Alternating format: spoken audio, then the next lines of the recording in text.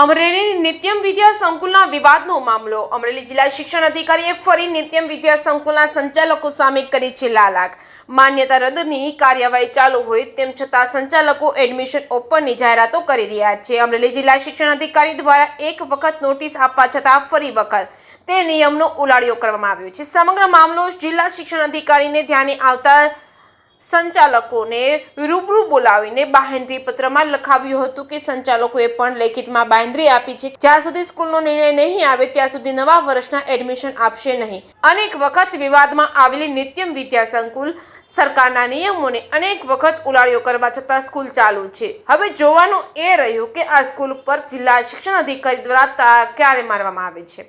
જે.કે. સિંહ ગુજરાતી સાથે જયની સુજિત્રા, અમરેલી.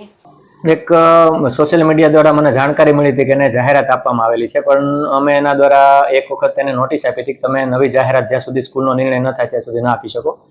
ફરિયાદ ફરીથી મળતા અમે સંચાલકોને રૂબરૂ બોલાવ્યા હતા. એટલે બંને સ્કૂલના સંચાલકો રૂબરૂ આવ્યા હતા અને બંને લેખિતમાં બાંહેધરી આપી છે કે જ્યાં સુધી એનો સ્કૂલનો નિર્ણય ન થાય ત્યાં સુધી નવા એડમિશન નવા વર્ષના આપશે નહીં.